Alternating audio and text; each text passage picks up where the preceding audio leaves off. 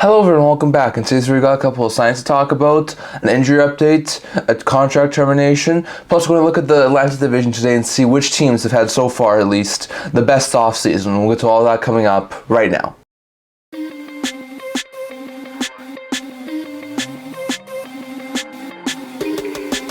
Hello everyone, welcome back to another video here at the Intense Hockey channel. Before we get into this video, don't forget to like this video, subscribe down below. Thank you for your support. We're never able to without you guys. So if you haven't already, don't forget to subscribe button down below, and don't leave a comment down in the comment section below so we can all discuss today's video. Now, we're going to start today's video off once again by discussing some signings from over the past couple of days. Not too many signings here to talk about, just a couple. First, Nashville Predators signed one of their RFAs in Adam Wilsby. Wilsby is a solid AHL player at this point, gets a one-year league minimum deal, so not too surprised there. He gets a league minimum deal, and he should be continuing to be a solid player there for Nashville. Then we saw the Pittsburgh Penguins sign Harrison Brunik. Brunik was just the 44th overall pick in this past year's draft. He's a defenseman, looks to eventually could be a solid third, maybe second pair defenseman for the Penguins, so pretty good sign there for Pittsburgh. Then we saw Cam Squires sign with the New Jersey Devils. He also gets an ELC. He was a 4th round pick in the 2023 draft. He's a right winger. He gets a 3-year deal with a fee of $870,000, so it's a pretty good ELC there for Squires. Meanwhile, Brunik gets a 3-year deal with a fee of $875,000 on his ELC, so that's pretty good there for him. Lindholm and Greentree, who was the 26th overall pick in this past year's draft for the LA Kings, signs his 3-year entry-level deal. It's a 3-year deal with a fee of $975,000. That should be a really good pickup there for the Kings. And I think in time, Greentree should be a solid top 6 forward. And then we also saw Veleno, who was one of the guys who had filed for salary arbitration, wind up getting a new contract. He gets a 2-year contract extension with a fee of $2.275 million. It's been a really good third, fourth line center the past couple of years. I think Cap has like a solid maybe to third or second line center, so pretty good pickup there for Veleno and the Red Wings. I sense a pretty good pickup there for Detroit to get Veleno done before they have to hit arbitration. So the players who have filed for salary arbitration should be able to go through their hearings in the not too distant future. Still not sure about the dates. It sounds like it might be a little more private this year than in recent years. But we should be able to know if any teams are able to go through a salary arbitration process. But still, interesting that the Veleno was able to be sell before they go to salary arbitration. I think there's still 7 or 8 players left on arbitration. So interesting stuff there. But Veleno signed an extension in Detroit. Wilsby signed a 1-year league deal in Nashville, and Brunik in Pittsburgh, Greentree in LA, and Squires in New Jersey all signed ELC. So interesting stuff there. Next, going over to the St. Louis Blues, according to a couple of recent reports, Torrey Krug may miss the entirety of next year. Now,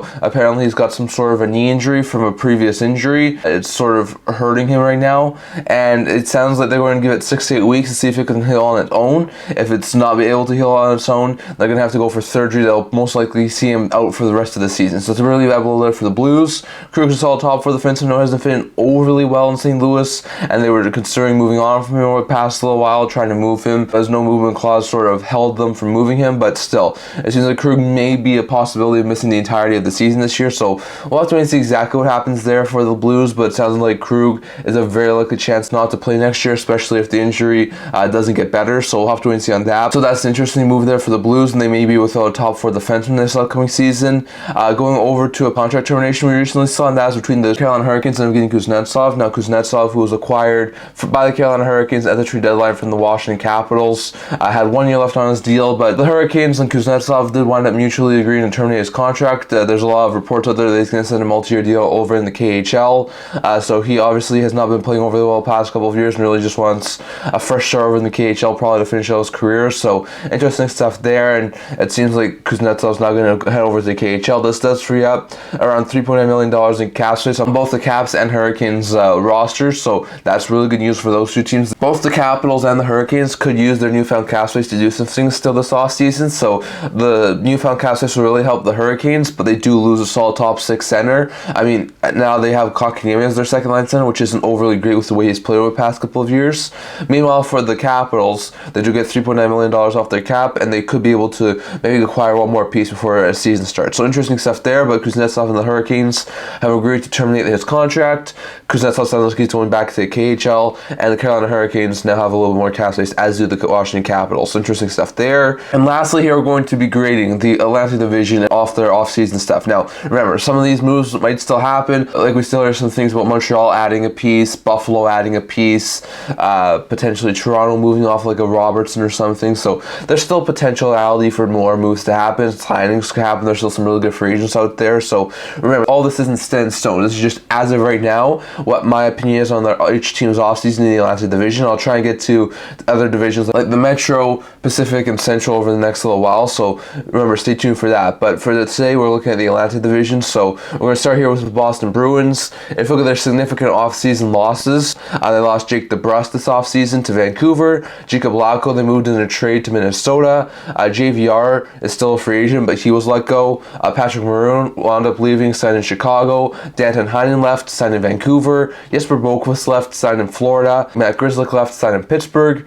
Forbert left, signed in Vancouver as well. Shattenkirk left, I think he's still a free agent. And Ullmark was dealt to the Ottawa Senators. So those are all their losses in this offseason. Their additions, they add Lindholm in free agency. Kostelic in a trade from Ottawa, the Ullmark deal. Tuft in free agency they added. Lettieri they added in a trade from Minnesota. Kopech they added in free agency. Zadorov they added in free agency. Jones they added in free agency. Osterley they added in free agency. And they acquired Korpisalo in a trade from the Ottawa Senators. So all in all, not a bad offseason there from the Bruins, but not a great one. I mean, if you look at their forward group, it does get a little bit better. I mean, Lindholm as their top line center is going to be a lot better than having Zaka or having Coyle as their top two centers. So that's going to be a really good addition there. But I do lose DeBrusk because it's still a top six winger. So that sort of can cancel each other out. And then you have a look at their forward group. They lose Lauko, who's a solid bomb six forward. Maroon, who's a solid bomb six forward. Heinen, who was a versatile bomb six forward. They lose Boqvist and JVR, who also were really good players there over the past year. Meanwhile, they add Kostelic, who should be a solid bomb six forward.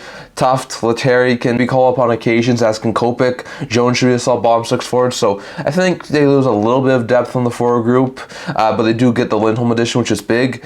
They do lose a little bit of depth on the defensive group too by losing Shattenkirk, Forbert, and Grzelcyk. However, they do get Osterley, who should be a solid depth addition, and they get Zadorov, who's a much bigger upgrade than any of the other players they have on that team.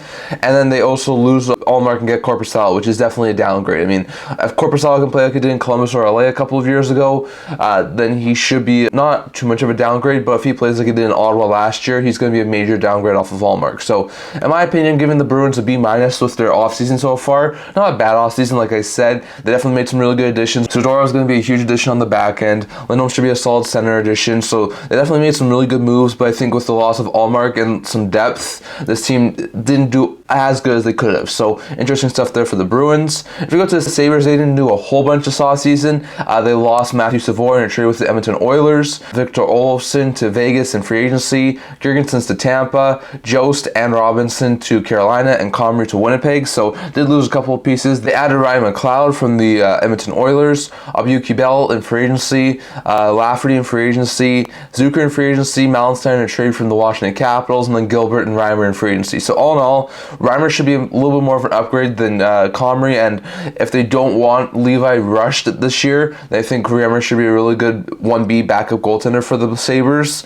They do lose Olofsson, Girgensons. Robinson to some extent was a really good bomb 6-4, but they add Zucker, Mallenstein, Lafferty, Abu-Kibel, McLeod, who I think really do improve that bomb 6. They do lose Savoie, who was a really good prospect too, so they replaced Olofsson, Girgensons, and Robinson with Abu-Kibel, Lafferty, Zucker, and Mallenstein. So, I think the bomb 6 got a little bit better, but they didn't get a solid top 6 addition. Defensively, really didn't make much change besides adding Dennis Gilbert. Reimer's a little bit better than Comrie. The bomb 6 is a little bit better this year than last year. I'm not sure if it's enough to get them back into the playoffs, but still, I think this team looks a little bit better. So in my opinion, I'm giving the Sabres a B- as well. Once again, not as good as they could have done if they had made a top 6 edition. I think this would have been maybe even an A- sort of off season for the Sabres, but I think with the additions they made, they do have a B- rating. So that's my opinion on the Sabres.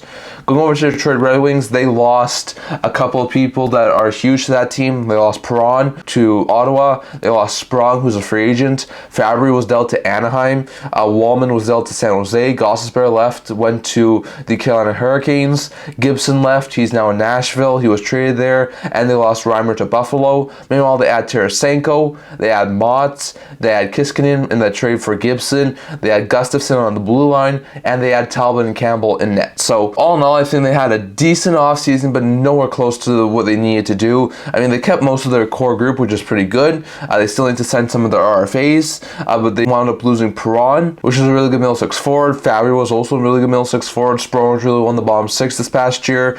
Add Mott, who should be a solid bottom six addition, but nowhere close to where Sprong was. And add Tarasenko, who should be a decent player, but can he replace the production of both Perron and Fabbri? I'm not sure. They also wind up losing Gibson, who was a solid prospect, as well as two really good defensemen, Gostisbehere and Ullman. And meanwhile, they bring in just Gustafsson, who's a solid third pair defenseman, and they lose Rumour, who did all right last year as the backup, and bring in Talbot and Campbell, who are not overly bad, but are the huge upgrades. I'm not exactly sure about that. So, I mean, on the four group, they lost Perron, Sprong, and Fabbri, and replaced them with Tarasenko and Mott. Defensively, they lost Ullman and Gostisbehere, and replaced them with Gustafsson. Talbot and Campbell replaced Rumour. I mean, all in all, not an overly bad offseason, but not something I think they definitely won. So, in my opinion, giving them a C-, definitely not something I think they should try and replicate. I think the addition of guys like Talbot should be a really good addition. Tarasenko should be really good, but with all that they lost, I think they definitely got a little bit worse this offseason. So, interesting stuff there for Detroit. Going over to Florida, well, if you look at the Florida Panthers, they lost a lot of pieces this offseason, losing Tarasenko in free agency to Detroit, Oposo in free agency, who's still a free agent, as is Nick Cousins, as is Steven Lawrence, lost Stenlund to Utah, lost Lomberg to Calgary, lost OEL to Toronto, lost Montour to Seattle, also lost Mahura to Seattle, and they lost Stellaris to Toronto. So they lost a lot of pieces this offseason, added Thomas Nosek, AJ Greer, Jesper Boqvist and Mackenzie Entwistle up front, Nate Schmidt, Adam Boqvist, and Jacob Megna on the defensive end, and Chris Driedger in the net. So they added a lot of really interesting pieces over the past year. So all in all, I think they got a little bit worse for sure. I mean, Stellaris I think was a better goaltender than Driedger, although I think Knight's most likely the backup this year.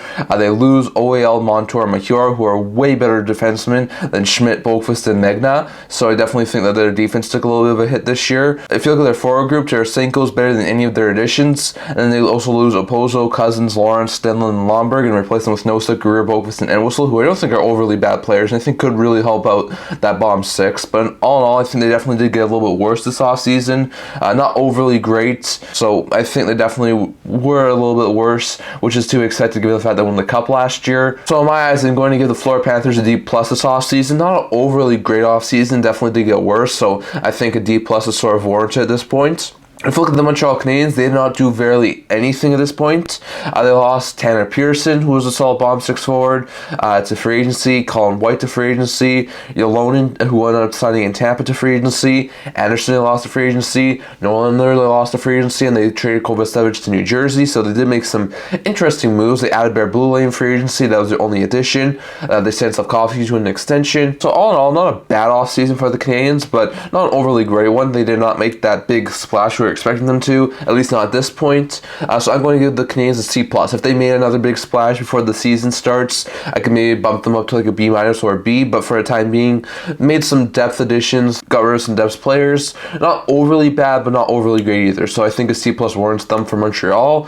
Going over to the Ottawa Senators, they made a ton of moves this offseason. They lost Menchkel, Kubalik in free agency, Charter in free agency, all those guys are gone. Traded Matthew Joseph to St. Louis, traded Sokolov to Utah, traded Jarventy to Edmonton, traded Kostelic to Boston, lost Kelly Kachuk as well in free agency, Kelly to Colorado, Kachuk I think still a free agent.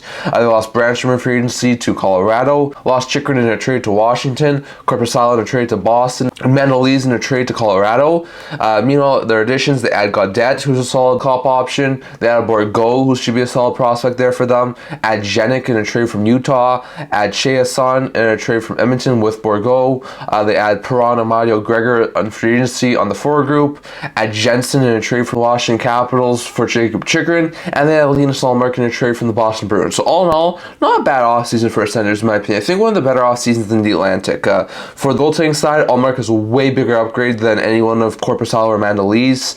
Defensively, do lose Chikrin, who was a solid offensive defenseman, do lose Branstrom, who was a solid third pair D, but they have a lot of decent prospects who could really replace the third pair defenseman, and they also bring Jensen, who I think think stylistically is more of a better fit on that Senators team than Chychrun was, both being on the right side and being more of a defensive defenseman, so I think that's pretty good for the Senators.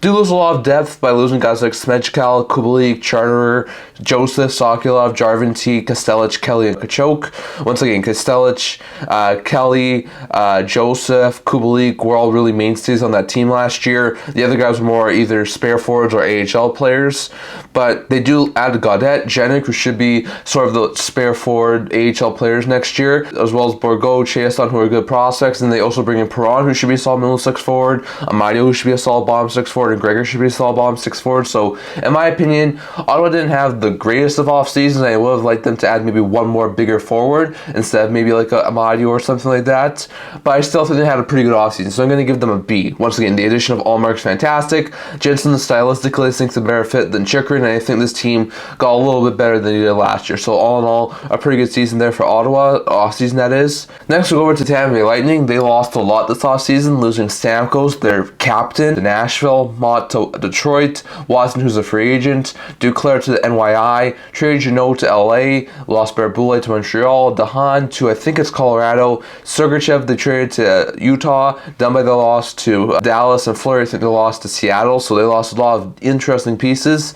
Meanwhile, they added a lot of interesting pieces, adding Guentzel from Carolina in a trade, and then signed him. They added Ylonen from Montreal, Girgensons from Buffalo, Atkinson from Philadelphia, Geeky and Moser from Utah, and McDonagh from Nashville. So all in all, not a bad offseason for the Bolts, but definitely not one in which I think they got a whole bunch better. Yes, they got Guentzel, who's a huge piece there, got McDonagh. Those two are basically replacing Sergachev and Stamkos, which I'm not exactly sure if they are a whole bunch better just given those two. Then lose a lot of solid forward depth with guys like Jeannot, Barre-Boulet, Duclair, Watson, and Mott. Meanwhile, they add Atkinson, Girgensons, and Ylonen. Once again, all really good players, but are they able to replace that depth? Not exactly sure about that. They add Moser, who should be a solid defenseman, but is he able to replace Dumba, Fleury, and Dahan? Not exactly sure about that. So definitely lost a lot of depth. Not exactly sure if they even got better with just the big players that got swapped. I mean, are they really better with Guentzel and McDonagh than Stamkos and Sergachev? Not exactly sure about that. So in my opinion, I'm going to give the Bolts so far this offseason a C+. Once again, not overly great offseason. I think they definitely did get a little bit better, but they did lose a lot of depth, and I'm not exactly sure if Guentzel and McDonagh are going to be a huge improvement over Stamkos and Sergachev. So interesting stuff there. And lastly, going over to Toronto. Toronto this offseason lost a couple of players, including Tyler Bertuzzi to Chicago, Noah Gregor to Ottawa, Brody to Chicago, Klingberg, who's still UFA, Edmondson to LA, Lyubushkin to Dallas, Giordano, who's still UFA, Samsonov to Vegas, and Jones they also lost. Meanwhile, they added Oliver Ekman-Larsson, Chris Tanev, Felipe Myers on the defensive end, and Stolarz in net. So in my opinion, they got better in the net. Stolarz is a much bigger improvement than guys like Samsonov or Jones. While they did lose a little bit of depth on the defensive group, they definitely got a lot better. Even though they lost guys like Brody, Klingberg, Edmondson, Lyubushkin, and Gio, they did bring in OEL, Myers, Tanev, so I think Felipe Myers could be a solid depth addition, and then Tanev and OEL are going to be solid top four additions. Meanwhile, in the foregroup, they do lose Bertuzzi and Grieger, which are going to be bad blows. So interesting stuff there, but I think at least they also have one of the better off seasons of the Atlantic Division. I think they had a pretty good off season, so in my opinion, I'm going to give them a B-. Once again, just like Buffalo, just like Boston, did some pretty good things, and I think their defense and goaltending is in a much better position than it was last year, but not the greatest of off seasons, and definitely not to the point where I think they had a great offseason. So interesting stuff there for Toronto, but I'm going to give them a B-. So just to recap here, for the Atlantic Division, at this point in time, I'm going to give the Bruins a B- rating, the Sabres a B- rating, the Red Wings a C- rating, the Panthers a D+ rating, the Canadiens a C+ rating, the Senators a B rating, the Bolts a C+ rating, and the Leafs a B- rating. So those are my ratings for the Atlantic Division at this point in time. Remember, it could still change, but for the time being, that's my opinion on the Atlantic Division so far this offseason. So definitely, after you guys' thoughts on what you think of the Atlantic Division, who you think's been the biggest winners and the biggest losers of the offseason so far in the Atlantic Division, down in the comments. What do you think about Kuznetsov's contract being terminated, Krug being injured, and some signings from our past couple of days? Definitely, after you guys' thoughts on all of that, down in the comment section below. So I'm going to talk about for today. We're going to like this video. If you like it, subscribe down below. Thank you for your support. We're nailed to love you guys. So if you haven't already, don't forget to subscribe button down below.